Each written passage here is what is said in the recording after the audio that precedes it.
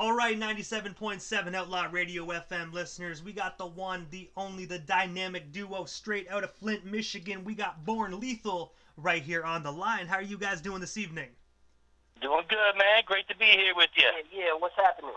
Hey, man, I gotta say, Gaza, it's actually good. Gaza, it's good to have you back, brother. But I gotta say, Josie, this is the first time we actually, talked other than Messenger on Facebook.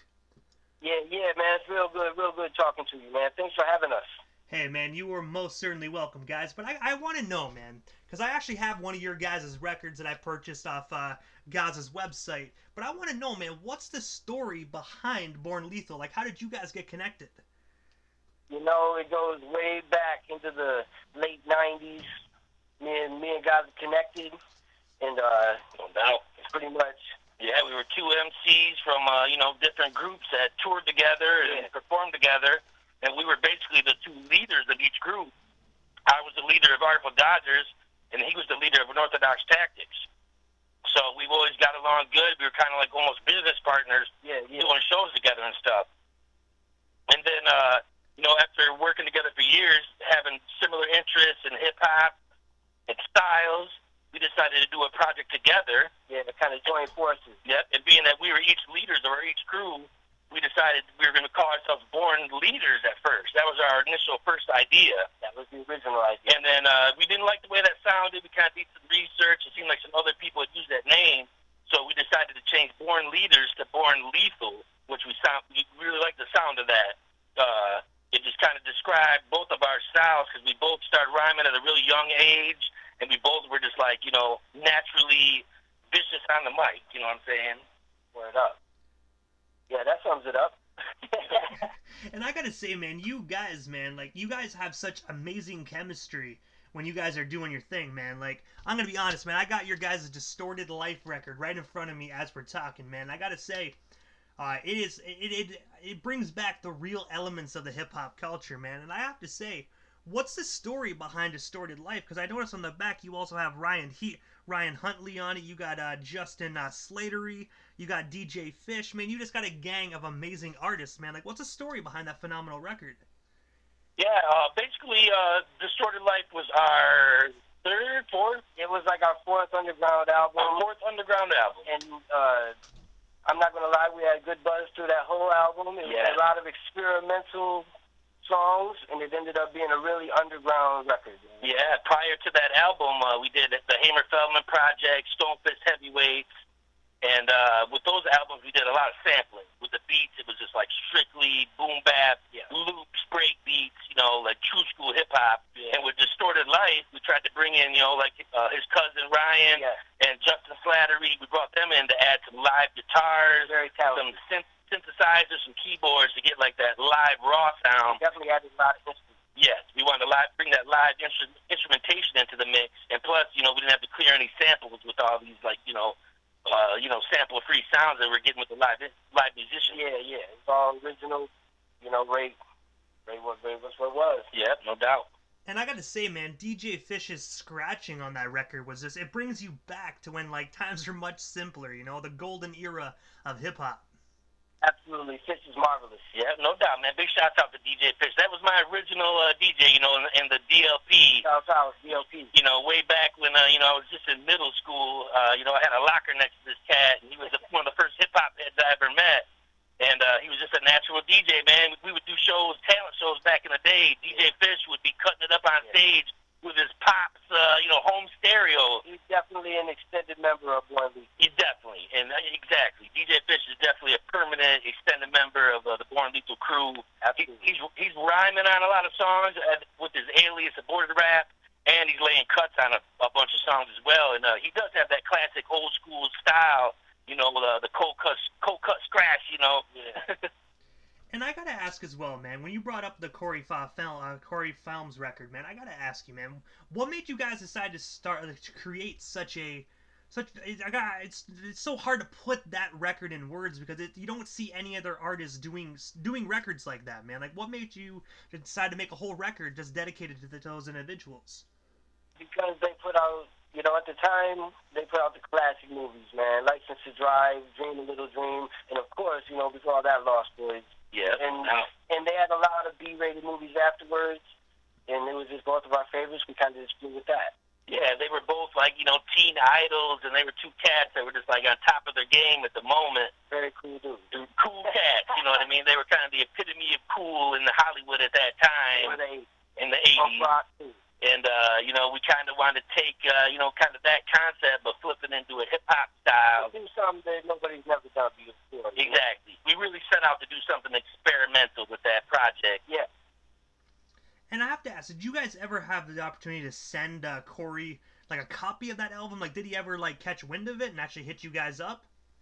Yeah, actually, that's the thing, man. I used to work at the Flint Public Library, and I got this book at the library that was all celebrities' addresses. And it was right around the time we did the Hamer Feldman project. Oh, yeah. So I went through the book. I found both of their addresses. My man Haim was in Canada, and I think Feldman was in Hollywood. So I sent the album in a package to each one of them to both different addresses, and about a few months later, both packages returned to sender, sent back to me. They didn't even open them. Wow. So they didn't even try to. Like, do you think maybe it was their security team? Because like those guys probably have security at their houses. I imagine it probably didn't even make it to them at all. Yeah, exactly. It was unsolicited. Yeah. Hey, but you know what? At least you guys tried, right? And maybe like they might have typed their names in on Google nowadays and might have came across it. But I have to ask you guys, do you have any copies of that album available on your website? Because I know it's still up there, and me personally, I'm asking for myself, guys. I ain't gonna lie. You know what I mean? And also any other listeners that want a copy. Do you guys have any hard copies left? Because I'd love to snag myself a copy for myself and my wife, because she's a huge Corey Feldman fan. That's interesting that you say that, because recently I went through my archives at the Gaza Strip Studio, and I found some hard copies of it, man. So they'll be available online here shortly for people to order, man. Yeah. We definitely, there's not a lot of them left. It's definitely, Limited edition. Limited edition is right. But there are a few. There's a few, and we're going to have them available very soon. And plus, the album's going to be available online where you can download all the tracks digitally as well. Yeah. And also, man, I noticed as well that Born Lethal, both of you guys are working on a new project titled Back from the Labyrinth. I have to ask you, can you tell us a bit more about that project? And of course, what can we expect from it when it does drop to the general public? Yeah, it's Back from the Labyrinth is the new joint from Born Lethal. I think my apologies on that, guys. Yep, 7 or 8 tracks I think we got done so far, man. This is some raw, dope hip-hop. Yeah, nice guest featuring Dice. Oh, yeah, featuring the legendary Dice from Detroit, Michigan. You know, real dope cat. We got him on a track called Mighty Flow Young. It's going to blow people's minds. We got some other real dope tracks with just, like, top-notch lyrical content and like real sharp rapid fire flows. We're bringing some real hard flows on this one, man, trading the back and forth style. And also Aborted Rap, aka DJ Fish, will appear on that. Yeah, my man DJ Fish will be laying some cuts on a track, and Aborted Rap will be laying some raps. Yes. And my man Philosophy Cole's on that joint as well. Yes. It's gonna be like kind of a throwback to our Top Dollar project. That's gonna be real dope. Yeah, big shout out to Philosophy Cole. Yeah, the new album Back to the Labyrinth, so man, it's our best work is Born Lethal. With this album, we tried to, you know, have it be our best, top notch, you know what I'm saying, quality that we've ever gone with before, where we recorded more songs than we even needed to, and we cut songs already, ones that we thought weren't on the level of these great ones that we got done. And the 7 or 8 I think we have done right now are just like the best of all these ones that we recorded, and the best representation of where we're at right now. At the point of our career, there's no sense in bringing out anything mediocre. If it's not the best, it's going down. Yes, I'm glad my man Josie Wells said that. That's our new motto. That's our new, you know... It's a high standard. It's our high standard. Is if it ain't dope and blowing people's minds and better than anything you've ever done before, then why bother? You know what I'm saying? That's right. And also, speaking of minds blown, so Josie, December 16th, you actually released the track The FONZ, The King of Cool, that was actually produced by yourself, Gaza. I have to ask you, what's the story behind that track? Because I do know that you guys had the opportunity to meet the FONZ, so I have to ask, man, what was Henry Winkler actually like in real life? You know, he was still the King of Cool. Yeah. To this day. At that age, he still had the fans going crazy. His line was, he's the man. You know, there ain't nobody cooler than him. He had the coolest character of anybody. He was one of the most iconic in history. Yeah. And also one of our favorites of all time. And, you know, we had to honor him. And mean, we had to honor him. No doubt, man. We met him, like last year, and he was the coolest celebrity I ever met, man. He walked right up to me, started talking to us. He was so down to earth and friendly and cool. The king of cool. He really was the king of the cool, man. Yeah. He had young girls there still crying over meeting him. Unbelievable. It was amazing, man. He was such a friendly guy. He took time to talk to us, and we really wanted to honor him with that song, and it came together so perfect. I felt like it was meant to be. Yes. When he probably walked up to you there, man, you guys probably stood there just like FONZ before he jumped the shark, man, just stunned, being like, oh my God, what is going on right now? It was unbelievable. It's like you're standing there, you're real cool, you're waiting to talk to him. Next thing you know, you're the one that turns into Potsy. You know what I mean? No, it turned out great, man. It was a wonderful experience. Henry's a great man. Shout out Henry Winkler. Yeah, much love to Henry Winkler, man. That's a cool cat right there.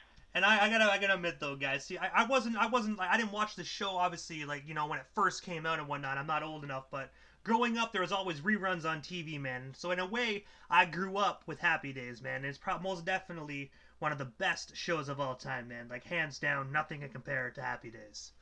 Well, absolutely. Most of our watching is definitely in syndication as well. Yeah, classic. Yes. And also, Gaza as well, man. You actually have your own radio show.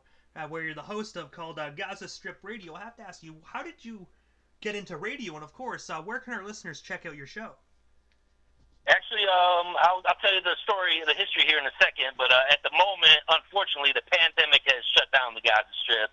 I do my show out of Kettering University in Flint, Michigan, and they have real strict, rules and regulations at Kettering. So there's no radio shows getting done right now. So I did, a few months at the beginning of the year, but it looks like, the show shut down for the rest of the year. Hopefully we'll be back, in 2021 with, a brand new format.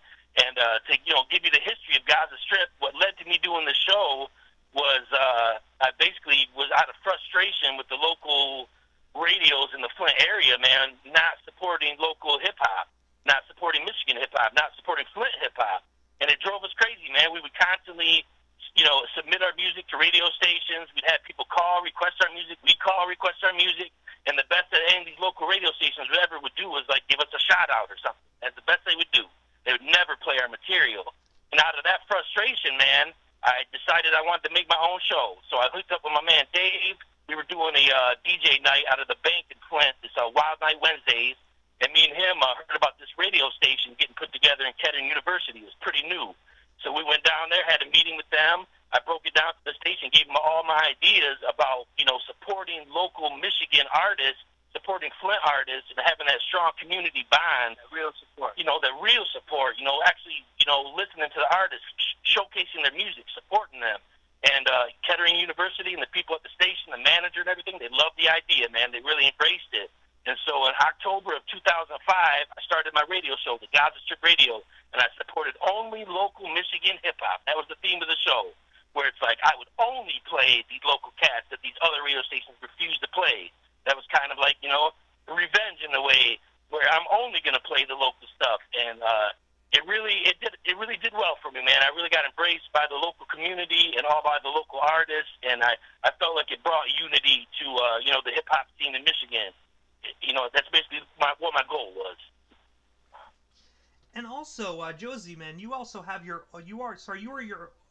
are the owner of Firestarter Productions. Firestarter Productions. My apologies, guys. I'm tripping over my tongue here. But I have to ask you, what actually made you decide to start that production company? And of course, what do you offer to the general public? Basically, the whole story behind the Firestarter is all, you know what I'm saying? I'm going to build that fire. I'm going to start it. I'm going to make it strong, and that's what it's all about with me. I just build. No doubt, bringing the fire, bringing the hot hip-hop music. Yeah. If it ain't cooking, it ain't boogie. And also, Gaza, man, I noticed as well recently that you were actually in a documentary based upon Flint, Michigan hip-hop. I was wondering, what was that experience like? And of course, what topics did you talk about during that documentary? Oh, man, that documentary was really cool. I met these people, they contacted me online, actually, because of my radio show, The Gaza Strip. They were fans of my radio show, and they knew I had the scoop on the local Michigan Flint scene. And it was actually a girl, Jerry. She was a student and, somebody that grew up in the Flint area, a Flint resident, and she had always loved MC Breed and the local Flint hip-hop scene, so she wanted to do a documentary to honor the Flint scene that she liked. And so she, contacted me, and when the documentary first started, it was supposed to be about, Flint hip-hop in general. But, after they did a lot of interviews with me and, like, some other local artists and stuff, they saw so many people were impacted by the late, great MC Breed, the #1 King MC from Flint, Michigan, And once everyone, kind of caught wind that we were all, giving props and paying homage to MC Breed, they decided to do the entire documentary focused on his life. And I was still honored to be about it. Luckily, in my interview, I talked a lot about Breed because I'm a big fan and supporter of his music. I have been since I was a young teenager. And, I was honored to be a part of it, And they came right down to the station when I do MC Breed Day. Every December, honoring the death of MC Breed, I would do 2 hours of nothing but his music, commercial-free, on my radio show in honor of him. MC Breed Day every year. And they came down and recorded that, and they, talked to me, and, I gave them my opinion, and I gave, Breed his prop. And they also brought in my man Bootleg from the Dayton family, another famous Flint crew.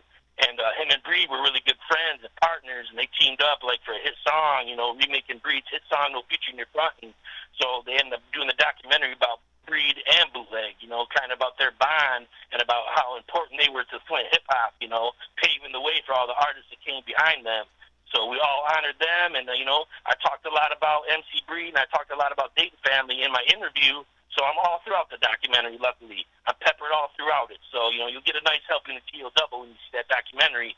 Right now it's out. It's called Breed and Bootleg. It's a beautifully done documentary. Big shouts out to Jerry, the director, and everybody involved. Shouts out to, Natasha Breed, the Breed family. Rest in peace to MC Breed. He's the living legend. He's definitely, the #1 MC from Flint, Michigan, in my opinion.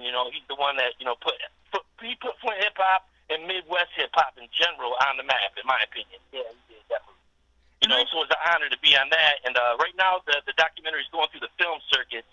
It played at the Detroit Free Press Film Festival about a month ago. It had its debut, and it got really good reviews and good positive feedback. So I think next up it's at the Saginaw Valley Hip-Hop Festival. It's another college in Michigan. It's at their film festival in February, and then hopefully after that it'll, be released to the general public in some type of hard copy Blu-ray DVD or, on Netflix or something like that. I can only hope. It's just early in the stages that beat on the film circuit, but, the sky's the limit. It's an excellent done documentary. I'm proud to be a part of it, and any true hip-hop head, any true hip-hop fan, especially cats like, of MC Breed and Dayton family, they're going to want to see this. This is a must-see, in my opinion. And Josie, were you actually, like, there for the filming? Like, were you a part of that documentary as well? No, I wasn't. But also, Josie, I noticed as well that you actually have a new album out titled Born for Fame, which is actually a mix of alternative, blues, rock, and a twist of hip-hop. I have to ask you, what made you decide to start create such a unique project? And, of course, where can our listeners snag themselves a copy today? Well, it's available online everywhere, and that's actually a re-release. That was from 2015. I just re-released it. I wasn't happy with the master. I did some remastering with that. I re-put out the Outlaw. I've also released an EP this year, a brand new one called Truth Be Told. Also a couple singles. There's one with No Secret featuring Jade the Nightmare. I put out Great Success and Mess, also produced by my man Gaza. Yeah. And there's plenty of music I've been dropping. A new mixtape just came out that I released. Sometimes They Come Back, which is available for free on Reverb Nation. Nice. I mean, you can find it everywhere. There's all kinds of music. And Born for Fame, I think, similar to Distorted Life. You were trying to get some live instrumentation in there, right? I did an album called Outlaw, which first started the rock. I brought in my cousin Ryan. Yeah. Ryan Huntley, good talented guitarist. He came in there and he laid a lot of good guitars down. Gaza did a lot of production on the project. And basically, Born for Fame was a follow-up of the Outlaw album, which went a little deeper into the grunge mixed with hip-hop. I just wanted to do something different. I wanted to do something out of the box. Something that everybody else wasn't doing. But I have to ask you guys, what is next for Born Lethal? Like, is there anything I missed during this interview? Whether it's group projects, solo projects, anything else you guys want to promote while we still have you here live on the Canadian airwaves? all I can say is there's always something in the works with us, man. Josie Wells, Gaza, Born Lethal, there's always something in the works. No doubt, yep. And as far as the crew Born Lethal, we'll be dropping that Back from the Labyrinth album in 2021. Yes. It'll probably be dropping in the spring, and we'll definitely have a music video with that too, you know, some dope visuals to go along with it, so be on the lookout for that. And, you know, my man Josie Wells got some dope projects in the works, his solo stuff. I also got some dope projects in the works. I got my new album, Black Vinyl. It's right in the mixing stage right now. It'll be dropping in January, also in 2021. I'm hoping to get it out very soon. I'm going to release it on CD and vinyl, so be looking out for that. I'm really proud of this album. It's some of my best work. I produced the whole album myself. I got my man DJ Virus laying some killer cuts. My man Josie Wells on there killing it with some dope rhymes. Oh, yeah. I got some other real fresh MCs on there. My man Project Born, you know, Ill Tone from the Lyricist Crew, Cyrus Grism, bunch of dope MCs on there. You know, my man Davey Devastator, bunch of good stuff. I also got a project with my man Orijix, the OG. That'll be dropping. I also got a instrumental album that I'm working on. Hopefully that'll be coming soon. You know, but before that, the focus is the Black Vinyl album for me. I'm gonna have another video dropping, you know, in the spring for my next single from that album. So just be on the lookout for that. And I have to ask you guys, so this is the time in the interview that I give a chance for the individuals that slide into the radio station airwaves, just a chance to give shoutouts to whomever they want to give shoutouts to, and of course your social media handles. That way our listeners can stay updated on not only Born Lethal as a group, but your solo careers as well. No doubt, man. I'll give some shout-outs first. I want to give big shout-out to my wife, Raquel. Much love. Big shout out to my brother, Lawn Chair, my moms and pops, my entire family, all my friends. Got shout out to Big Red, my man Cyrus Grism listening in. Big shout out to Victoria, Jennifer. Yeah, my man Pat. Yo, shout out to DJ Fish, Eric over at Media Reload, my man DJ Thunder, Philosophy Cole, Cap C, my man Rogers in the house. Johnny Mnemonic, No doubt. My man John Hoover, DJ Logic. My man Damian Michaels, Project Born, Jeffrey Scott Ford, my boy Dice. Yeah, Steve, Jennifer, no doubt. Cousin Chad. Yep. My man Len Swan, Holly, you know, my Aunt Sharon, DJ Virus, Orijix DC. Word up. All our people, man. Shouts out to everybody out there supporting, rocking with Josie Wells, Gaza, Born Lethal. Yeah, we love y'all. Yep, no doubt. I got my website relaunching soon with a bunch of new material and a dope new look, bgaza.com. It's BGOZZA.com. There'll be lots of music involved on that. I will also have a free mixtape on that also. Yep, no doubt, man. The collaboration is real. Expect great things from Earth Mover Records, baby. Decades and decades. Most definitely. I gotta say, guys, thank you so much for taking the time out of your evening and just taking over the radio station airwaves. Gaza, it was good to have you back, and Josie, it was good actually talking with you and welcoming you on the station as well. Yeah, thanks, man. Thanks again for having us. We appreciate you a lot for what you're doing for hip-hop. Keep pushing, man. No doubt. Big love. Much love. Big shouts out to you, DJ Immortal. Word up. Hey, man, most definitely. I ain't stopping until the wheels fall off. Thank you so much, guys, and most definitely have yourself a wonderful night.